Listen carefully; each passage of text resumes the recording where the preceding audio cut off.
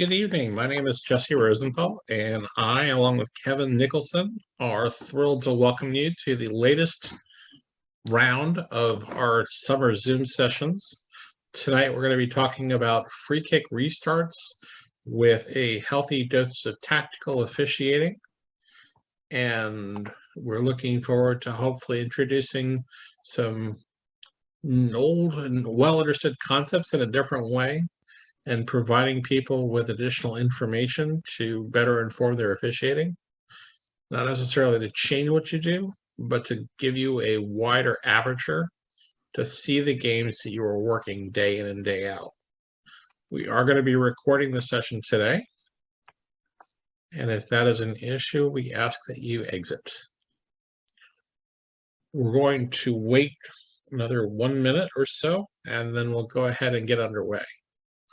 Rules of the road tonight: please post any questions that you have in the chat, and when we see them, we'll address them. If the chat isn't working well enough for Q&A, then we will devote some time later to just having a verbal discussion where people should feel free to ask whatever questions that you see fit.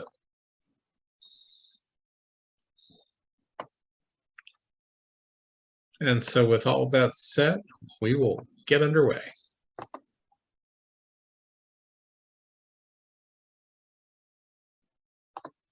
As I said, I am Jesse Rosenthal. I am associated with DC, Virginia. Kevin Nicholson, our other presenter, is associated with West Virginia. I will issue a caveat and note that all participants are providing their personal opinions. No one is speaking on behalf of U.S. Soccer or for any state referee committee. I will also note on the broader picture that we'll be focusing on restarts of free kicks tonight.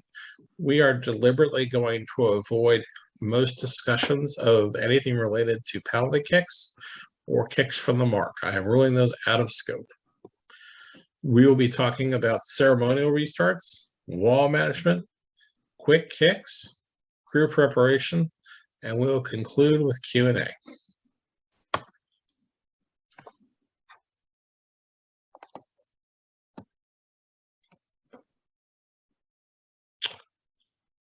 This is our contact information. I will also have the same slide up at the end. If there are questions that occur to you in real time and you want to follow up with us afterward, we encourage you to do so. If for some reason you can't access any of this contact information, please reach out back to me, and I'll be happy to answer the question and also draw Kevin into the conversation. Kevin, it is you. All right, welcome everybody tonight. We're going to talk a little bit about free kick management tonight. And if you have any questions, as Jesse said, please feel free to put them in the chat. We're going to give some general concepts. We're going to go into some general ideas, and then we'll get into more specifics as we go through things. So basically, you've blown the whistle. You have a foul. You have recognized and decided that there is a foul and that you are going to select that foul. So now, once you have blown the whistle, what do you do? This is just a graphical idea, kind of I like flow charts myself as a person. Referee whistles for a foul. What's the first thing you need to decide? Is there an injury? Is there misconduct? If there's no injury, there's no misconduct. Is it a direct free kick inside the penalty area, or are the attackers requesting distance? If they are not, attackers may use a quick kick and the attacking team restarts. Flip side of that, you whistle for a foul. Is there an injury or misconduct?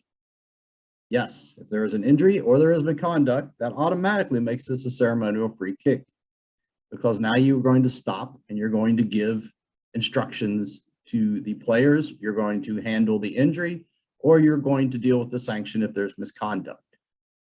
Certain things to do once you've decided as a ceremonial free kick, and we will go into these in more detail as we go, is ceremonial free kick. First thing you want to do, remind players that the restart's on the whistle so that everyone's on the same page, so that a cheeky attacker doesn't try to pull a fast one on you real quick and get the ball into play while you're not ready or anybody else isn't ready. You must also decide if you're going to set the ball, depending on where it is on the field. You're going to set the wall positioning where that's out. You're also going to look at the defenders and the proximity to the ball and decide if anything additional needs to be put into play. And then you whistle for the restart to happen and the attacking team restarts. Once again, this is just a little quick graphical way to try to remind yourself of the steps you need to take when making the decision of whether something is going to be a ceremonial or going to be a quick restart. Go forward there, Jesse.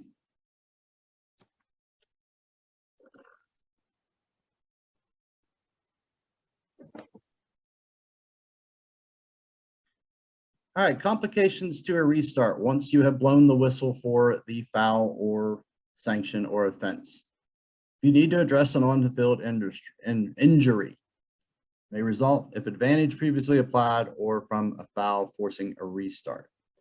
Gotta ask yourself, is the injury severe enough that I need to go ahead and stop play rather than allow the advantage? Or, you know, is the player in a position that they're going to interfere with play as they're injured? If neither of those is available, then you can play the advantage or move however you want to move forward in the game. The second complication is dealing with an injured player, getting the player off the field in an expeditious manner so that they may receive treatment if they need it. Can that player be moved off the outside of the touchline and attended to there, 3 or 4 yards off the pitch where it's safe for play to continue? You also want to try to read the players. Are there rising tensions? Was it a hard foul, an unnecessary foul? Something you're going to consider, on the borderline of careless and reckless. How do you want to diffuse that? What is the temperature of the match? What is the time of the match? How have things been going? These are all complications that you need to take into account, whether you're deciding to make a free kick ceremonial or allow a quick kick.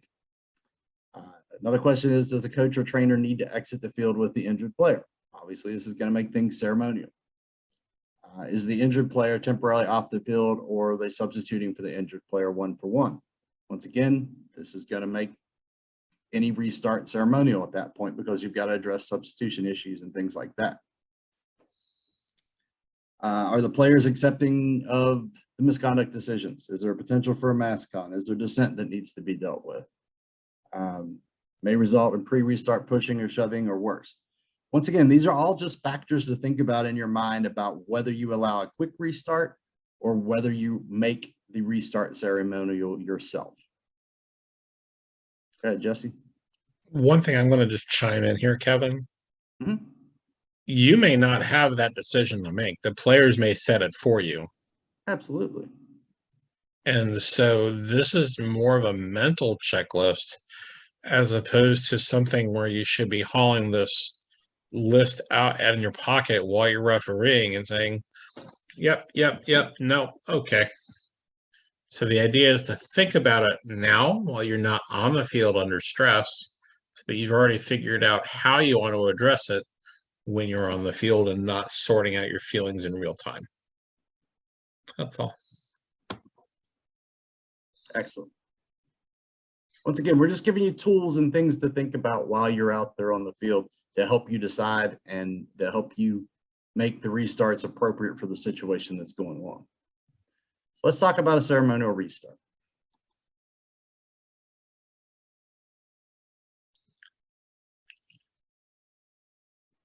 And the question here from this screen, is it likely that the white player is going to want to take a quick kick? A little extreme example, but a good example. I'm just saying.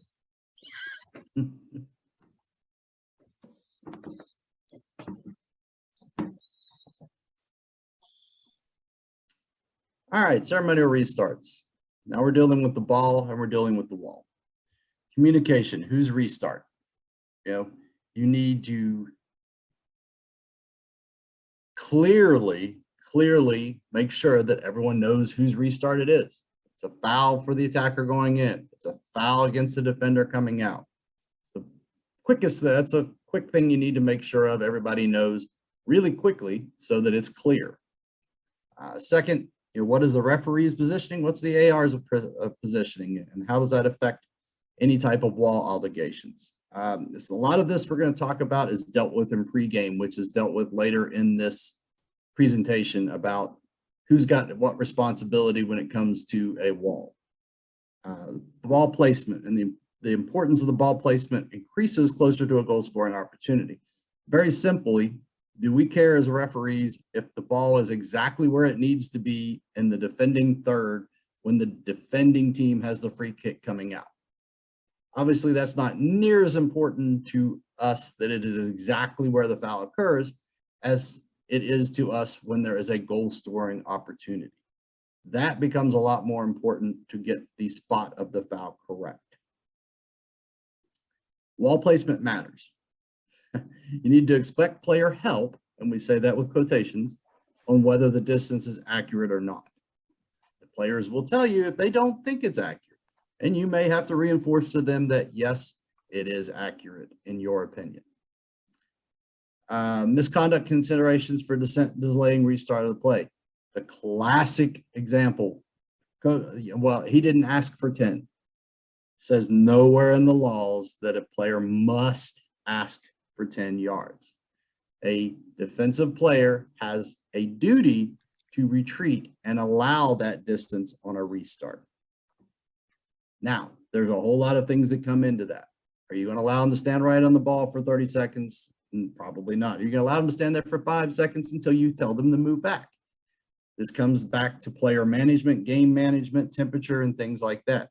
Naturally, they're going to jump in front of the ball really quickly. My question to you is, are they legitimately stopping the attacking team from restarting quickly when they normally would have done so? If they are, you need to consider a caution for delaying a restart, because that's exactly what they are doing. They are delaying a restart. Once again, in the previous slides, we talked about, is a player going to expect to take a quick restart or not? That all has to do with proximity to the goal and all the factors that we talked about earlier. Misconduct consideration for dissent and delaying a restart of play, which we're just talking about here. I encourage you, not right now since we're going through this, but as you go through the slide deck again, which Jesse will post at the end of this, to look at the YouTube video, which is from USSF and is current, and it talks about ceremonial restarts. Jesse?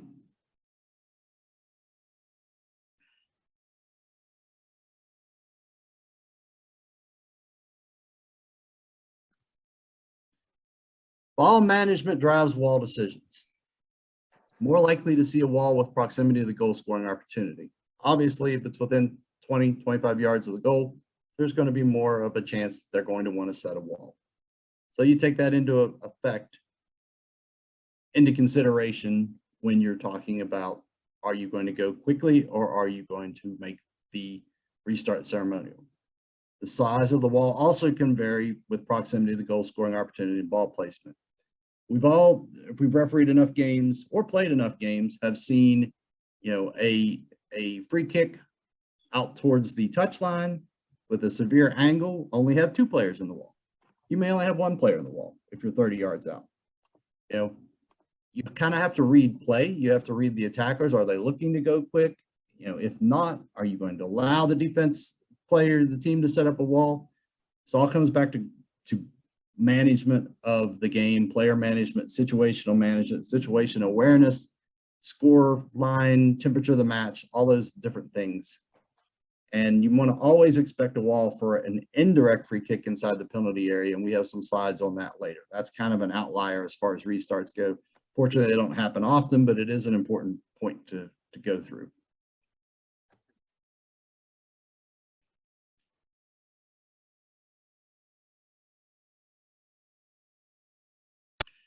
Actual setting of the wall. The mechanics of this seem simple, but can cause you problems if you're not looking out for yourself. Remember, in the laws, it says that 10 yards is a minimum for restart. I think we got the verbiage screwed up there, Jesse. 10 yards is a minimum for distance, not a maximum for distance. You can use the field lines, i.e. the goal area, penalty area, center circle, as a reference point visually. Walls near the edge of the penalty area. This is a pro tip that I was taught several years ago that I've used a lot. The wall needs to be in the penalty area or out of the penalty area. And it needs to be very clear to everyone involved that that wall is either in the penalty area or outside the penalty area. And this is where it comes into effect that 10 yards is the minimum on a restart. There is no maximum. So if you mark off 10 yards and 1 foot of one player is inside the area in the wall and the rest are outside the area in the wall, what problems can this cause for you as a referee? Fairly simply, it could be a decision of, is there a handball because of handling within the wall? Is it inside the area or is it outside of the area? Meaning a clear penalty kick or a restart at the edge of the penalty area. Do yourself a favor. And if you have to go 11 yards to set that wall inside the penalty area completely, that is allowed within the laws because 10 yards is a minimum, not a maximum. So set the wall where it's clear that it is either inside or outside of the penalty area. Do you walk that? Do you pace that off yourself or do you eyeball it? There's risk in pacing it off. You know, you can lose focus. You can lose management of the players because you're so tunnel visioned and setting those 10 yards. Obviously, the closer to the goal, the more arguments there's going to be about the accuracy of the 10 yards, and you may want to actually pace it off. But when you do that, remember a few things. Never turn your back to a wall, because especially as you get into higher level games, there are a lot of shenanigans in walls. And you don't want to be the referee that turns his back, watch backs. All right. I think we've gotten through the risk of pacing it off, so we can go to the next slide. Do have one question. Can you hear me? Yeah, absolutely. Okay. Good time for one. Let's say that you have the line set inside the penalty box, and one of the player pushes another one. It's just more than just a little push. It's a push, like it's a fight. Is that penalty box now a PK? Absolutely. Okay, just wanted to confirm that because I did that. Yeah. Well, and to me, the biggest is exactly what you said. You need to know if a situation is a penalty kick or if it is outside the box. You just need to be clear one way or the other.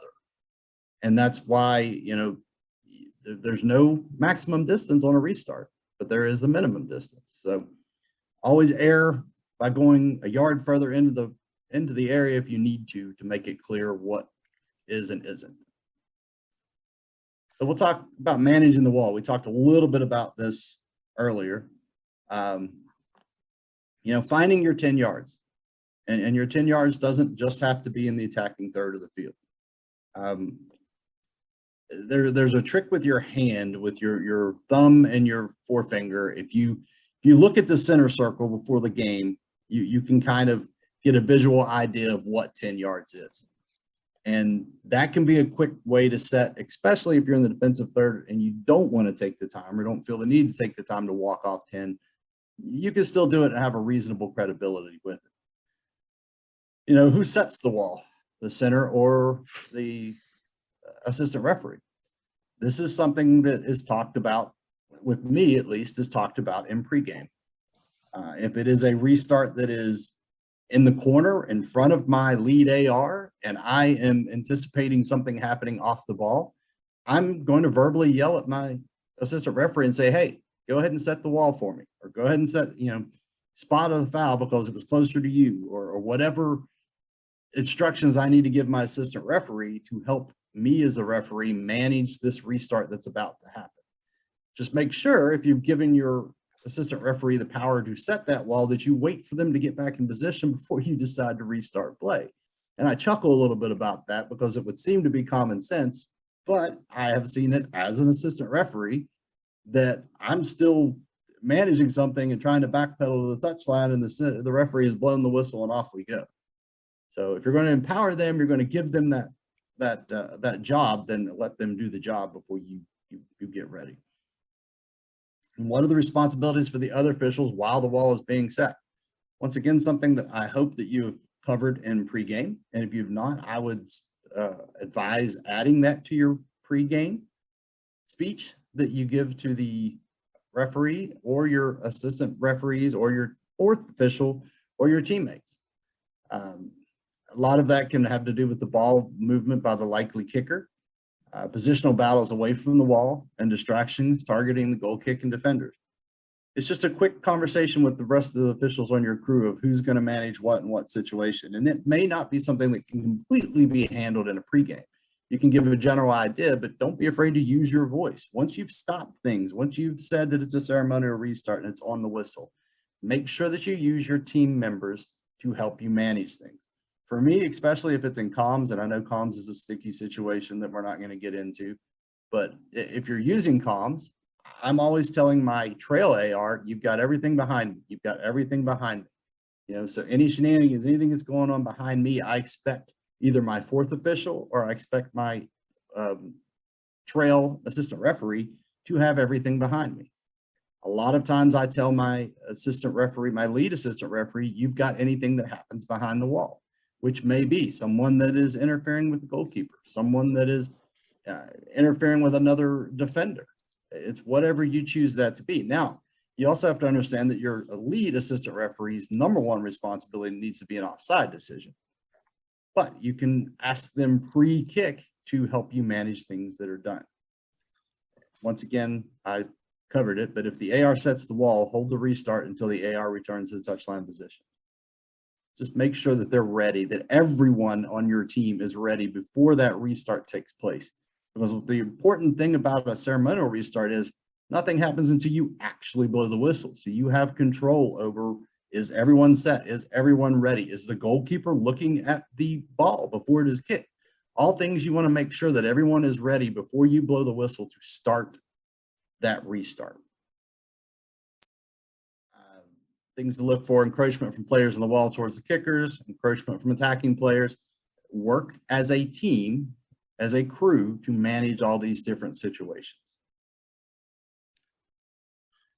Kevin, I've got one thing to add here. I think we already Absolutely. discussed that, but I'd be interested if But they he answer didn't that. answer. I know, well, it looks like a And that is, if you have gone to the effort of ceremonial restart and possibly used lining paint to set the wall position, and you are getting encroachment from the players that allows them to make contact with the ball, you should already be thinking about who has earned the caution. If it's a quick kick, I don't think you have the same sort of mental burden, if you will, of saying I'm more likely than not to have misconduct. But think about why it's happening, given that everything that you've set, including the expectation for when the ball is back into play, and they're still encroaching within the 10 yards. I want to answer this question in chat real quick as well, because it's a good question. It's one that we sort of touched on, but Mary asked a great question. She says, all these years I've thought a player awarded a free kick had to ask for 10 yards. Nowhere in the laws does it state that a player must ask for 10 if they want it. And that has been it's a misconception for years of refereeing, that you actually hear it more from coaches and players than anyone. Oh, he didn't ask for 10. He didn't ask for 10. Does not have to ask for 10. Read the attacker. If they want a quick restart, they're going to take the restart quickly. Foul's going to occur. They're going to put their hand on the ball. They're going to start it and put it back in play. So, in answer to your question, when do we wait for the opponent to give 10 yards? Anytime an opponent is actually delaying the restart.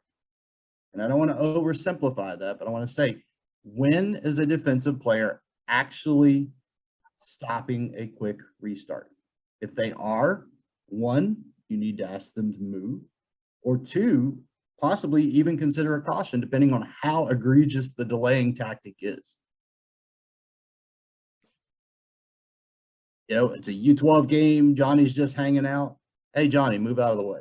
You know, as you get higher in levels of competition, players will more artfully try to delay a restart, and then you have to deal with it in different ways. But no, they do not have to ask for 10. It's a good question, but they do not have to ask for 10. Ceremonial restarts. Thank you. Oh, no problem at all. Did I answer your question though, Mary? Yeah, I think so. What I would look for, the telltale, does the defender stand literally in front of the ball and refuse to go anywhere? You know, at Right, that point, yeah. but you also want to look at the attacker. Are they making an effort to play it quick? If they're just standing there meandering, talking to one another, is the defender actually delaying the restart? You know, Yeah. you've got to think about that when it's appropriate and when it's not. Right. Yeah, that's what I do is I look at the person taking the kick to see what their intention seems to be. And if they're just standing there, then I assume they want the 10 yards. And Right. then I'll even ask them, do you want me to delineate, to mark the 10? And they say yes. And so I do it. To get yourself out of trouble, because I've made this mistake, I always ask the kicker, unless it's really obvious or the other scenarios are in place that you're going to put it ceremonial, just say, hey man, you want 10?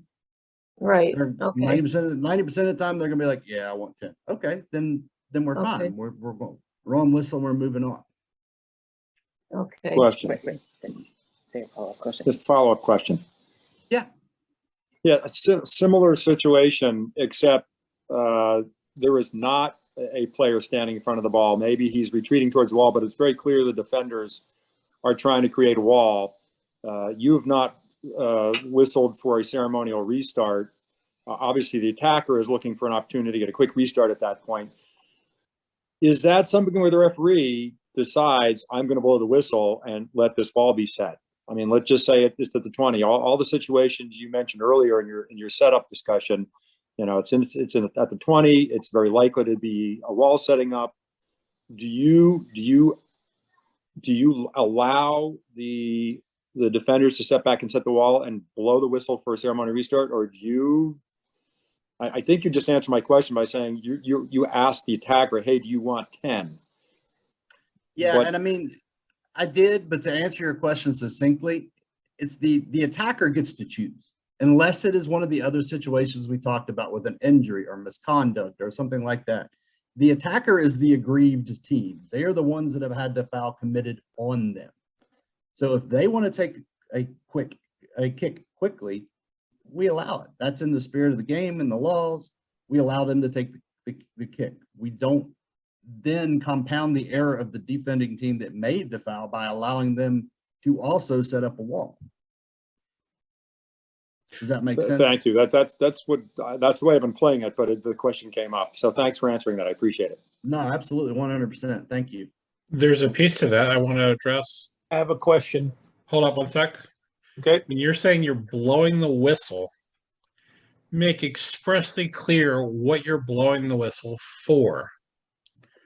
If you are blowing the whistle to prevent a quick kick because of circumstances that you need to address, make your presence big enough so that way there isn't any ambiguity where the kicker thinks he or she is being given permission to go take the free kick, and the defenders think, oh, well, we're no longer having a quick kick option. The referee is setting up for a ceremonial free kick. And just make yourself a bigger presence and saying, hold the kick and blow the whistle. That's all.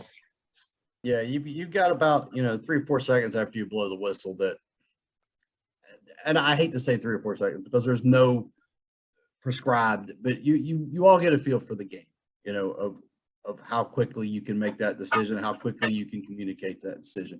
To me, by default, it's a quick kick every time, unless I stop and say, hey, we're on the whistle, we're on the whistle, we're on the whistle, or whatever. I try to make that decision very quickly as a referee so that I don't compound the situation, I don't create problems for myself. I did it in a showcase game on a regional level that I didn't make it clear that we were doing a ceremonial restart. The kicker took it, buried it in the back of the net, and then here I am standing here going, uh-oh, we have a problem. because I had started to pace off a wall, but I had never said that it was on the whistle. You know, learn from my mistakes. Half the good things I've learned about refereeing, I've learned from my own mistakes. And what did the assessor say? It was not a pleasant conversation. But in all fairness, I was a rather new referee at the time, and I had never had the advantage of having a nice Zoom session like this to make me think about things like that. So, yes, that's why we're doing this. That's why these are useful. So we're talking about ceremonial restart. I think we got all the questions handled, correct? Yes, no? I have one question. Okay, go for it. All right. I had put the ball down for a restart set the line, and the guy came up, he picked up the ball and twisted it on the ground. And it annoyed me so much, I gave him a yellow card for handling, because he picked the ball up and spun it, and it was ready to, and he had done it a couple of times before, and when I tried to get the game going, it was like a delay game. But the thing Okay. is that Stop right there. Technically, he picked the ball up. That's handling right there when I had the ball. When Right. it was, But what was your restart then? Because think this through. If you want to give a yellow card to the attacker for delaying the restart and then still allow them to take the kick, that's okay. no, I didn't allow him to take the kick after that. I went in the other direction, just as Okay. if it was. That's bold. I'm not going to say you're wrong because I wasn't there at the game in that situation. And if you choose to manage it that way, it's your game. And that, as long as you're getting a restart. Was correct. that a proper thing to do? In other words, was it within my right to do that? Because I cannot see it in the rule book. Now, the question really is, was the ball in play? No, it Right. wasn't. And that's, Ball been That's- kicked. If it had been kicked, then it was a handball. If it had not been kicked, it was not in play, and therefore it couldn't. No, we're getting ready. They were getting ready to get. I set the line. He picks up the ball and spins it backward. Spins it to go forward a little bit, and that's when I popped up and gave him the The card. ball is not okay. in So play. everyone stop for a second and let me answer that so we don't have 20 different opinions. Bob, thank you though.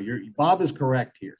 Bob, Because the restart for the original offense had not happened, you cannot have a handling offense there. Okay, so I was wrong. On that, yes, you were. And understand the differentiation. Okay, let's say you've called a foul for a trip, okay? But that restart from that trip has not occurred yet. You cannot have a handling situation going back the other direction. Okay, all right, sorry. Because the original never do that restart again. has not. I was happened. just so annoyed because he kept on doing it every single time. I Hey, just had I to get delay a that. game. I get that, and how I would handle that, say that happens in the future, go ahead, give the yellow for delaying his own restart. I mean, if that's how you want to handle it, or UB or whatever else, there's nothing wrong with doing that at all. You just can't change the original restart. Does that make sense? I Yes, would also that makes sense. add what I Yeah, don't, go, Justin. and this is like the last comment on this because I think that we want to continue to Right. move forward through the discussion. If you're going to get a card for that, ask yourself what you're getting for what you've done. Hopefully, you're in a game where, well, hopefully or not aside, it's become a key match incident because that player's misbehavior was out of context of the rest of the match, and you've isolated and identified that as a caution. If he or she is doing it in a taunting way, let that factor into your calculus. But if if it's just a typical, let me pick a slightly different blade of grass, maybe going to a caution isn't necessarily the only tool in your toolbox that you should be looking at. All right, good point. Let's move on to necessary or optional on ceremonial restarts. I don't want to get drug down in the weeds on this, but if anybody wants to talk offline, they can feel free to contact me. I have no problems talking. So this quickly on this picture, it's pretty obvious that there isn't anything going on at the point of the kick. They're only sending out one real marker out there. Do you need a ceremonial restart? Maybe. But on the other hand, the circumstances, you need to keep your attention where you have it. The AR is off screen looking at the second to last defender. The center is already focused on the drop zone. And so it is discretionary, but it's not a tense moment.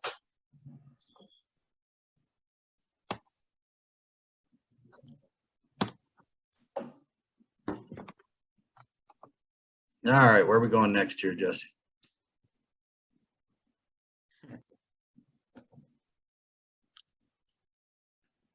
So this is an example of the indirect free kick. It's obviously been committed by a member of the defensive team in each of the photos, and the players are all stacked as much as possible on the goal lines in order to protect the goal. But let's see the differences. Image on the left, the referee is right there, and everybody is itching to get off the line. And in the second photo, the one on the right with the women's match, if you look on the right side of the screen, you have a white player right on the goal line alongside. And she is probably right in the vision path of the AR, looking to check in on an offside decision while the kick is being taken as well.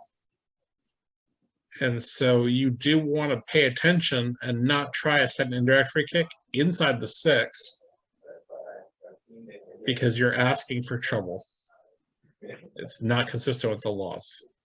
Yeah, and let's not belabor this because it doesn't happen much, but this comes back to the distance and what the required distance is.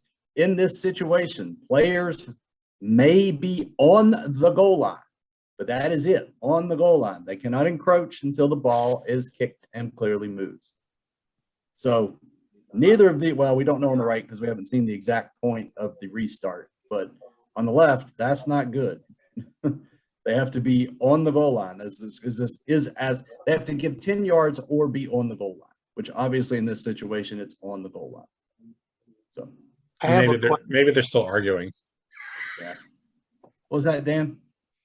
I have never called an indirect free kick inside the penalty before. And I know doesn't that happen often. if there was a penalty on the goalie, then it's an indirect kick. I can understand it, but I forgot what causes an indirect kick inside the penalty box or inside the Pass goal back. box. Most common is a pass back. Honestly, it would be the right. most common to have an indirect free kick. You could also have a situation where you have a dangerous play, like a high kick. Those would probably be the two that I could think of that would be the most likely to occur. And just always remember, if that happens, they have to give 10 yards. If they are unable to give 10 yards, they can be on the goal line, but no closer. Makes sense? Instruction. So that means it could be just I've seen it where it's only a 5-yard kick, but you don't have to move the ball back 10 yards. You just, from where the foul occurred is where you put the ball. Right, it's where you put the ball. And the only difference is that the players may not be able to give 10 yards because there may not be that much room on the field, basically. So in that situation, they have to. So much fun. Yeah, oh, that's yeah. I had one in a college game a couple years ago that it was not fun. I would say, as a practical matter, avoid doing it whenever possible. I mean, if the offense occurs, you have to do it, but just understand the distance is what we're trying to get you to understand more than anything. So attacking tactics. Jesse's going to talk about tactics because he's a big tactics guy.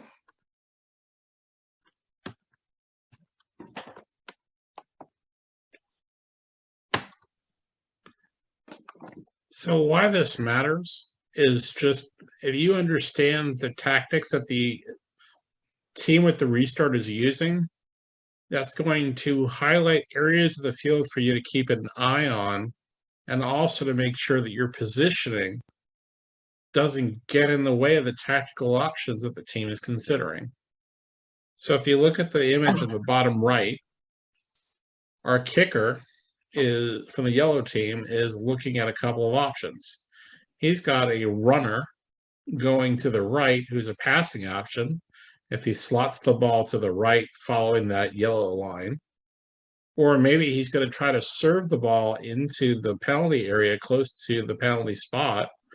And he's got 1, 2, 3, 4, 5, 6 attackers who are possible targets for a header or some other half volley. Another option, he may just try to shoot right on the goal. He may try to kick it over the wall and release a runner onto it. And they also may want to deploy a teammate closer to the wall to create a gap by running some sort of pick that allows the ball to go through where the defensive team may have thought the wall was sealing off part of the goal. And there's always creative diversions that they may be using because the distractions are powerful when you have a free kick that's threatening to the defensive team. So here's an example of a shot on goal. The red circle shows where the ball is. The tactics here, you've got a couple of passing options, and you'll see on both the top left, or the bottom left, and the top right is that they're looking to crash any sort of rebounds coming after the shot is being taken. And they're trying to time their runs so that they avoid getting flagged for offside. The referee is staying out of the way. He's keeping his options open to see the tactics and not getting into the passing lane or the shooting lane.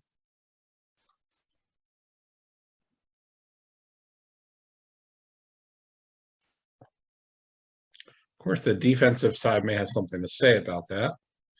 And in this video, the screen that I have up, the red team's not enjoying about the possibility of a ball being restarted for white.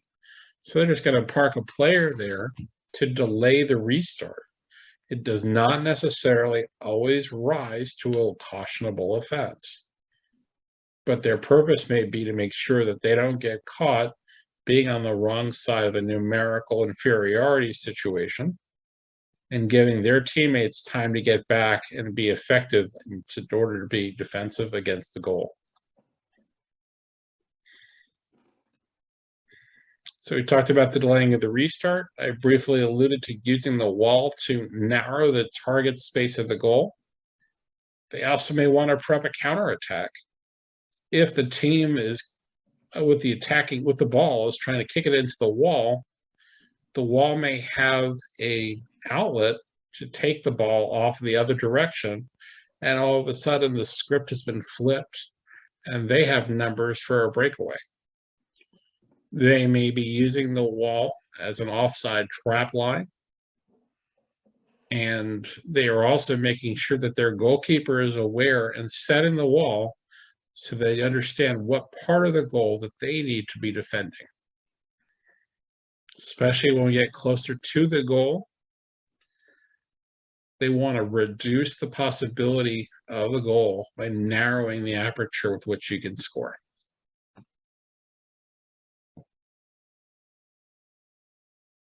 So this is a good visual example. Now what's interesting here, you see the blue team on the defense, they actually have 2 walls in place.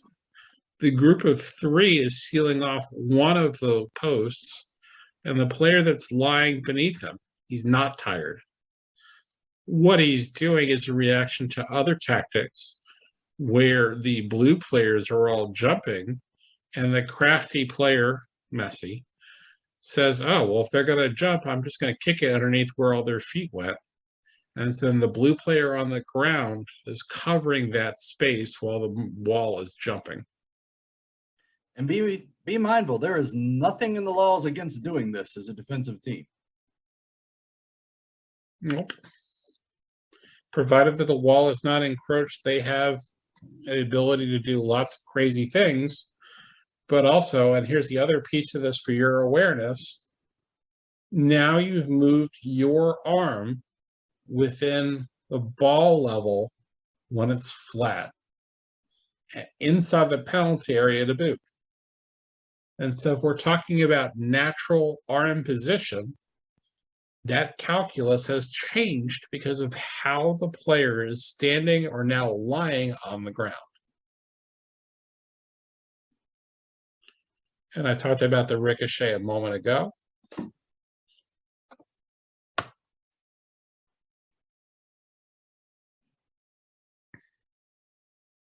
Quick kicks.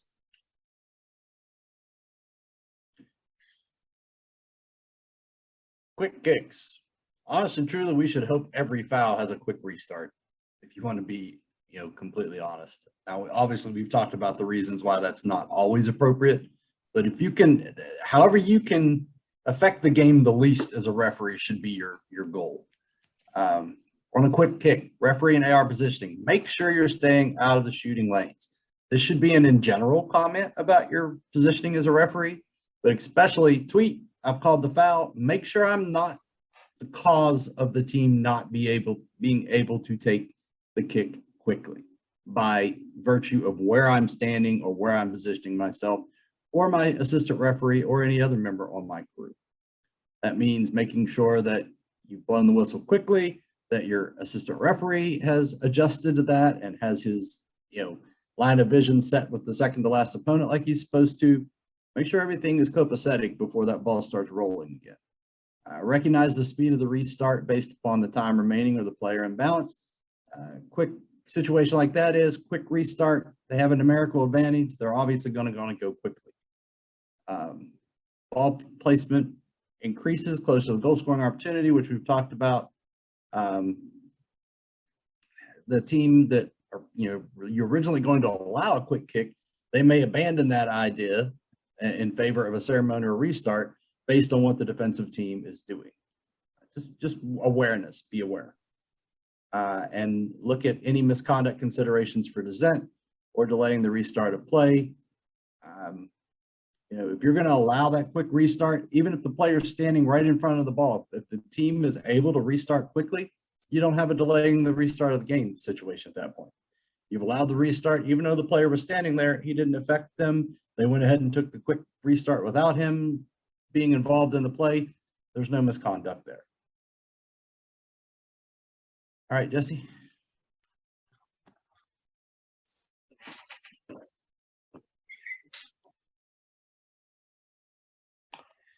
And I think this one is mine, which is, again, you want to be alert for when a kick quick may be preferred. Look in the top right where blue 3 has his back turned on the ball. That is insane behavior for a defender.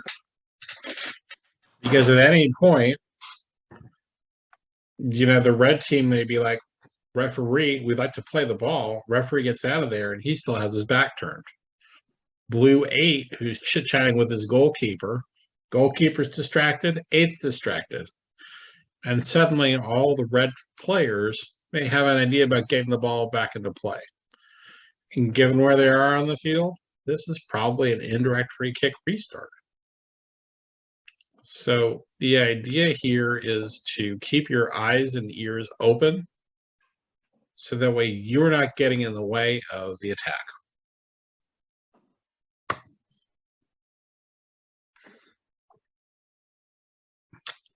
This is an interesting topic, not a side topic per se, but a component of what we're doing. And this is the professional or tactical foul, whether or not we can allow a quick kick. And if you look at the picture, we have an attacker, black, who's been fouled by red. They probably do not have a breakaway situation, but on the other hand, the red players are all chasing most of black. And so she's been fouled, and they may yet still want the preferred quick kick because they have the option. she may just get up and saying, okay, ball is stationary and I'm going to continue the attack. Or the referee may need to have misconduct for the red player who's guilty of that horrible foul and needing to deal with it because the tactical advantage of the breakaway may be gone by the time the red players have all regrouped on the other side of the breakaway. One point of order here as a Sure. referee, and I'm going to ask this rhetorically and then answer it, but as a referee, if a player commits a tactical foul and you allow a quick restart, can you then come back and still take care of the misconduct? The answer is yes.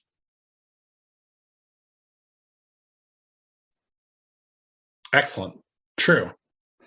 The other factor here is keep an eye on the number of defenders so that you're not automatically overruling or ruling out the possibility of a dogza situation.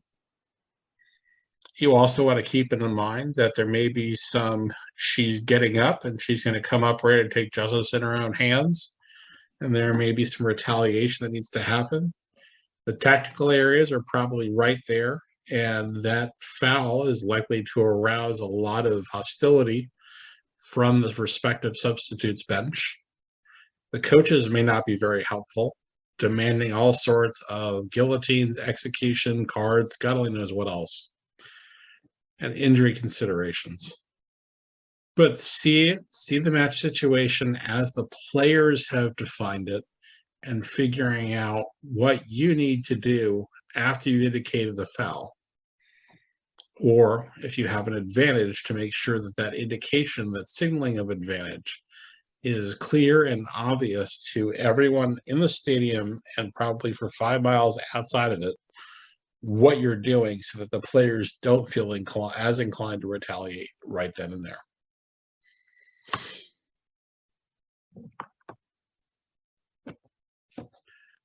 And this is mischief management that I think we want to get into also. The player having a good hold of the other player's ponytail is unlikely that's an accident. So this is by no means an exhaustive list of different types of mischief.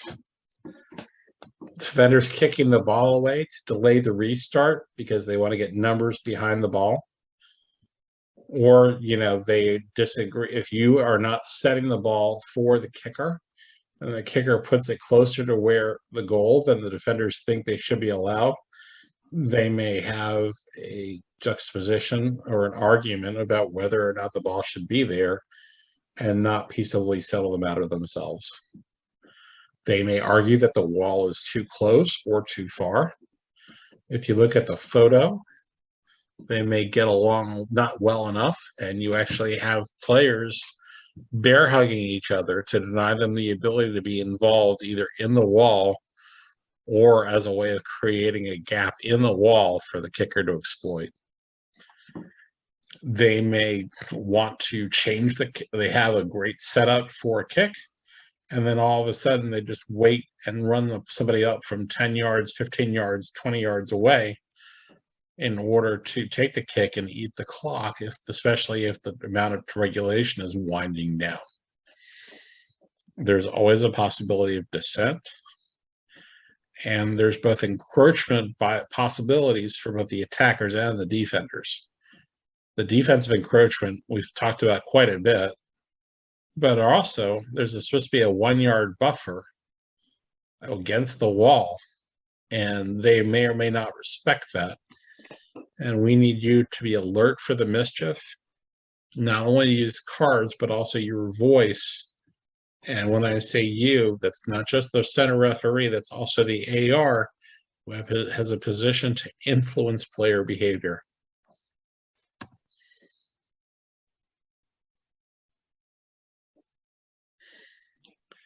Another good foul, that's probably a foul. We'll talk about field locations and tactical views. So what you see on screen, ball is marked pretty clearly. The blue line is, productively speaking, a 10-yard marker. from the spot of the foul. And so what we see here is an attacking kicking option where number 3 is probably too close. They may want the quick kick, or they may want the wall, in which case the AR is closer to the action. And the center referee, having confirmed the ceremonial restart, then beckons the AR in order to set the wall, and the center referee can stay closer to the drop zone.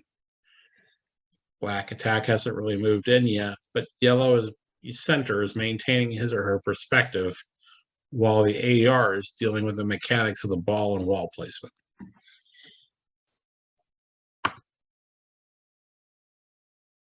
Still in the attacking third, this is probably fairly normal, where the blue line indicates that 3 and 5 are both within 10 yards. But whether or not the center comes over to set the wall or the AR does, if I'm the center referee there, I'm going to want to make sure that I'm the one setting the wall so that the AR can keep an eye on the other mischief going on with the ball placement. Anytime you're focused on the wall, you are conceding something else to another member of your officiating crew. And as we'll talk about in a few moments, having that division of labor figured out before the game is going to make your success on the field more likely.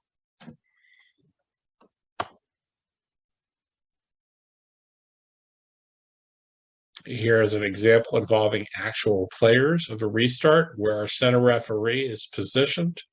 He's got good visibility on the ball that's been taken. You can see where the wall is north of the penalty area.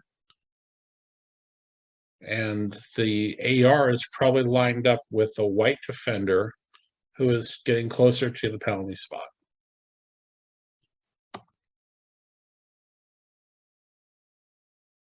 Here's an example of a restart coming from the defensive third. Typically, this might be an offside restart or some sort of other foul that's been placed. Right? The center referee is in the drop zone. AR1, closer to that, is tracking the second to last defender. AR2 is doing the same thing on against the orange side. But wait, orange 9 is approaching number 4 for the restart. Mischief is still possible. He sticks out his cleat to stop the ball from being played.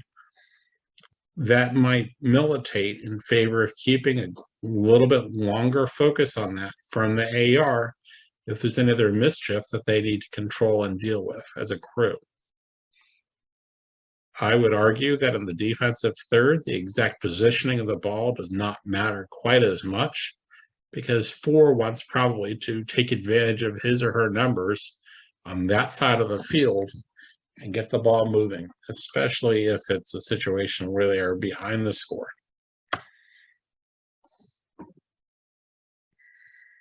In the middle third, again, there's really no reason to have a ceremonial restart here. Our center referee is actually in the process of moving backwards, keeping some eye on the fact that the white player is ready to put the ball into play and is probably having a oh my god moment where he needs to turn and go to get to the drop zone, because that is where the next possible key match incident is going to erupt.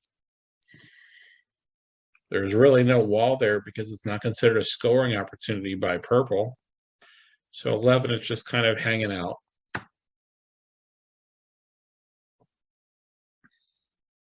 And this is another middle third restart. And again, our blue line for our 10-yard marker tells us that somehow the red team is already behaving themselves and has given the 10 yards because they're in a marking or possibly bunker formation.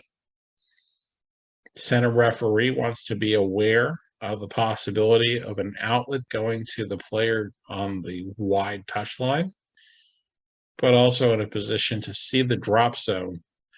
And AR2 is keeping an eye on the defensive line for any sort of AR offside infraction.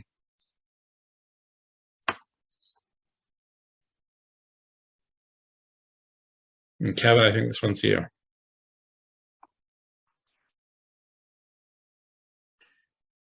As I alluded to earlier, crew preparation pregame. we all get beat to death about pregame and what we should cover and what we shouldn't cover. I always spend just a few minutes covering free kick situations.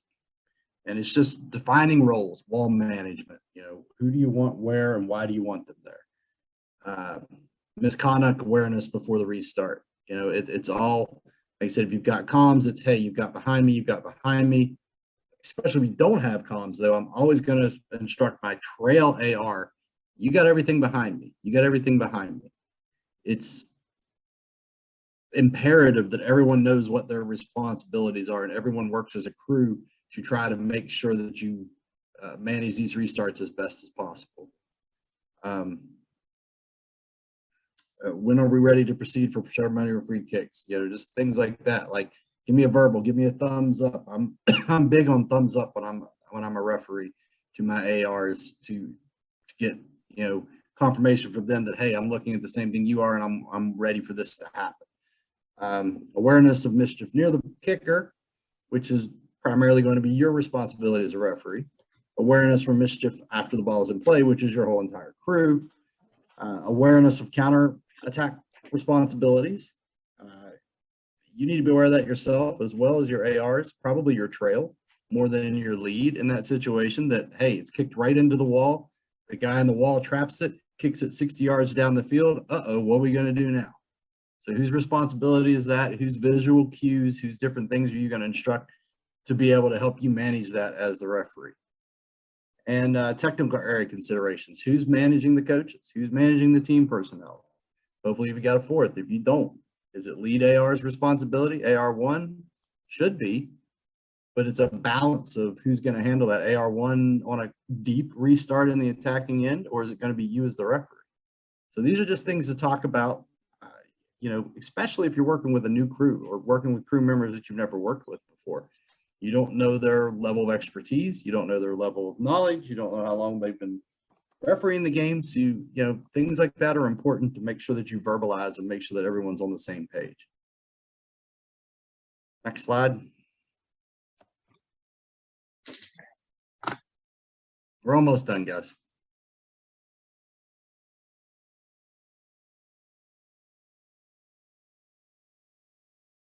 So during the game, you're going to want to make sure that you're adjusting to the game that's actually being played and not necessarily the game that you were expecting to see when you arrived.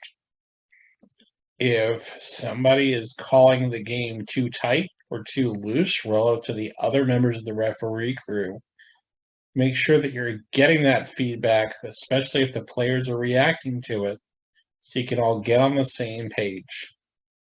Make sure that you're dealing with any technical area issues between the coaches and the substitutes that are making your player management on the field harder, and whether or not they're actually saying something that is constructive or destructive.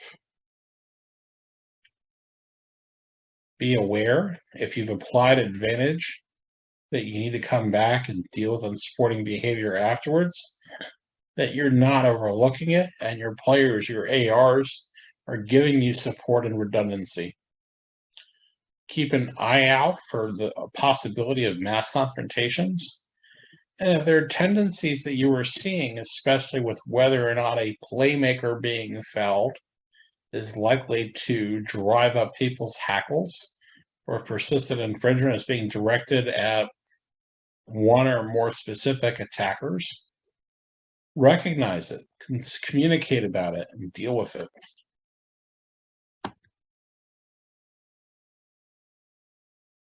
We've got some more videos for y'all to watch. I'm very specifically and deliberately not playing any videos during the Zoom tonight, but hopefully that gives people some ideas about some of the different free kick options that they have not necessarily seen, because when it shows up at the pro level, that filters down to the youth level.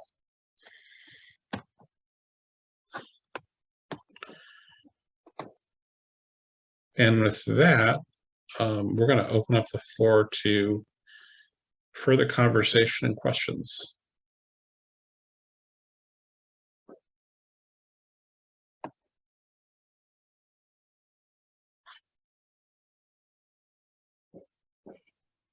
Hey, first of all, thank you so much. I'm from Western PA, and I really appreciate that you've opened this up to neighboring states. So thank you.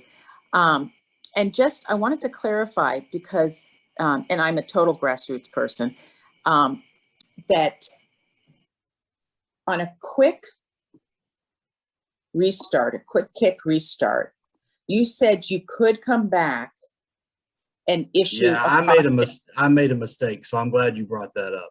Okay, because I'm like, I if made you a give mistake when I said advantage, you that. can do it, but if it's a Correct. restart. Correct. Yeah, and I made that mistake, so that's on me. Okay. I was actually going to circle back around and fix that. Okay. I was like, I'm just really pretty grassroots, kind of basic, but I'm like, okay. No, I no, really you're kinda right. missed Once that. play's Okay. been restarted, you're stuck. So Okay. Kevin, everybody understands Kevin made a boo-boo. Okay.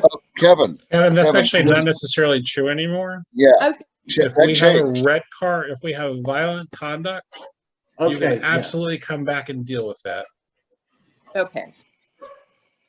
But not just for like a, something, I don't know, caution-y thing. Trifling. Okay. He was just checking we were I listening. thought that we could even come back and do a caution, but only if we get it before the following restart. Once, I'm pretty sure you can issue the caution even if you allow the quick restart.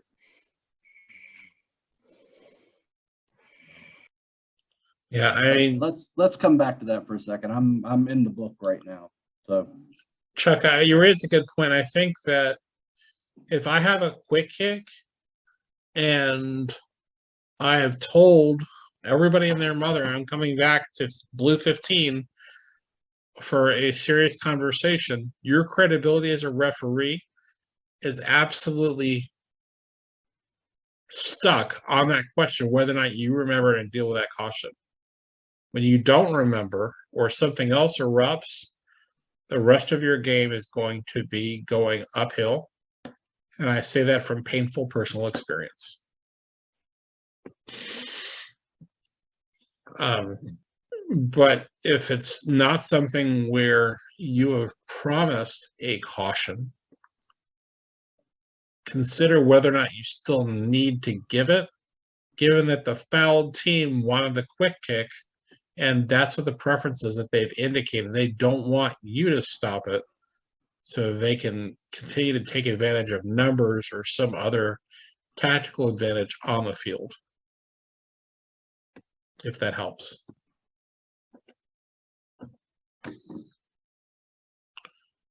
More questions, more comments. Jesse? Yes, sir. Sounds like Bob. Two things. One, I think Chuck's right.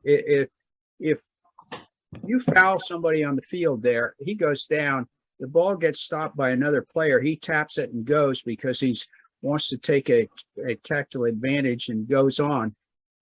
After that goes out of play, whatever that is, you come back to the player that originally whacked the guy that caused that quick restart, and you cart. all right, let me read directly from the laws here because I found it. This is once the referee has decided to caution or send off a player, play must not be restarted until the sanction has been administered, unless the non-offending team takes a quick free kick, has a clear goal scoring opportunity, and the referee has not started the disciplinary sanction procedure. The sanction is administered at the next stoppage. If the offense was denying the opposing team an obvious goal scoring opportunity, the player is cautioned. If the offense interfered with or stopped the promising tack, the player is not cautioned. So, to what you said, the point of the law is where is it? Okay. Once the referee has decided to caution or send off a player, play must not be restarted until the sanction has been administered, unless the non-offending team takes a quick free kick, has a clear goal scoring opportunity, and the referee has not started the disciplinary sanction procedure. So you've not got the card out of your pocket yet, basically. Then yes, you can come back and issue that caution. Yep. So there's the law, answer straight from the laws. I'm glad I got it right. We You got it did. right. I guess I got it right too unintentionally, but. Yeah. Hey, in all fairness, guys, we want these to be as factual and accurate, even though they're our own opinions based on our own experience and don't represent U.S. soccer 100% gospel. It's important that we get the decisions right with the laws. So I'm glad the question was asked, and I'm glad we were able to answer it. There was another situation that I ran into, and it was the foul was outside of the penalty area, probably 3-4 yards. And the keeper, who was actually my son's keeper in select, said, "Is this an indirect free kick?" And I said, "No, this is not an indirect free kick." So Rocky, the shot was taken, it goes in the goal, and Rocky just backed away and said, "Oh, no goal." Don't ever use double negatives, is what I learned, because his coach came back and asked me after the game, "It was a great game, but," and I said, I know. All I needed to say really was, it's a direct free kick, and show him that. And that would have ended it. But I said, no, this is not an indirect. Well, and that brings up an important point, because, conventional wisdom, what I've always been taught is if you give any sort of verbal direction at all the players, boom, it's ceremonial at that point. So it ended up to be ceremonial, but it's ceremonial into the goal. Right. And it cost them the game. If you're going to give any direction at all, or even entertain answering that question, put it on whistle right then. Say, nope, we're going on whistle. Yes, this is direct, or this is indirect, or however you're going to handle it at that point. Yeah, just Makes don't sense. double negative. Right, absolutely. And that's what I've always been taught, is if you're going to address it at all or give any direction at all, verbally or whatsoever, because honestly, especially at that level, you pointing towards the goal and a direct free kick signal should be enough for those players to understand whether it's direct or indirect. Yeah. Now, if you're doing a U10 rec game, different story. You're going to verbalize, you're going to help, you're going to do this and that, but consider your level of competition. And don't dig yourself a hole. When in doubt, put it on the whistle. I mean, if you're in doubt at all, hey guys, we're going on the whistle. You're going to get less grief. Yeah, you may get a little grief of, hey, we wanted to go quickly, but you're going to cause yourself less problems if you just go ahead and say, no, we're going to do the ceremony. That's just personal when you do that, experience. It's wise, one, to say it, and then say, keeper, it's on the whistle, so everybody knows. Most important two people on that incident are the keeper and the person that's going to take the kick, or the person you think is going to take the kick. Those two parties especially need to understand that it's on the whistle. And an important thing that was brought up to me here recently is when you show that whistle signal, which is fine, you point on the whistle, on the whistle, on the whistle. Don't do it up high. Do it on your body. Do it somewhere that they can see it, so that they don't misconstrue that as an indirect free kick signal or any other type of signal. Something I personally didn't catch until an assessor told me about it, but it's the truth. Hey, we learn things from them all the time. And now that I am an assessor, that's one of the things I look for. So, More questions?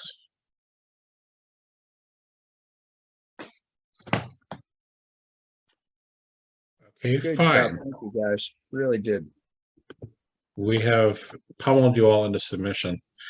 I want to thank everyone for attending tonight. I want to thank Kevin for joining me in this discussion as a presenter. I think that it's valuable that we're getting more content into the hands of referees so that you can think about it and make your ability to improve how you're refereeing a constant as opposed to an occasional process.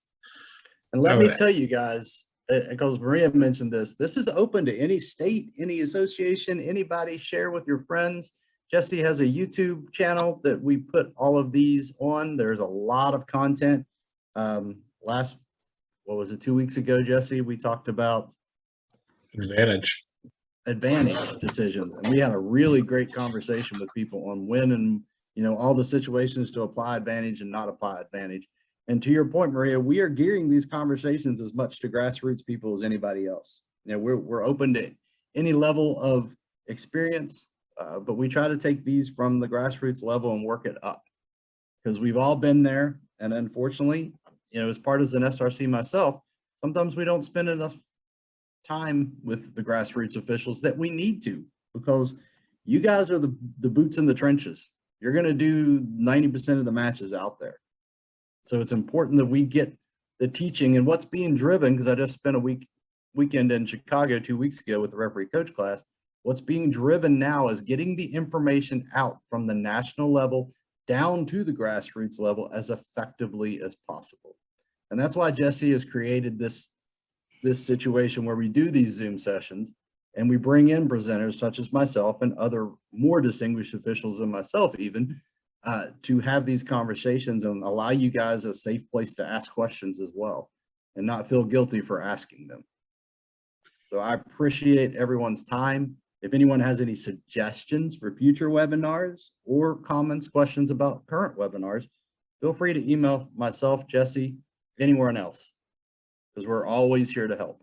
You did say future webinars, so I should say that next Wednesday night, we're going to have another one of these at 8 o'clock. And that topic is going to be about trying new competition levels, how to succeed on your first day in the competition level. And also we're going to turn the spotlight on the experienced referees. What obligations and expectations do you have to make it easier? On the 23rd, we will have 3 FIFA ARs talking about assistance versus insistence. Guys, don't miss that one. Don't miss that one if you're going to hit any of them. Not to take anything away from Jesse and myself, but we have 3 current FIFA ARs lined up to give you some very good, prudent information. So I'm going to say thank you, and I am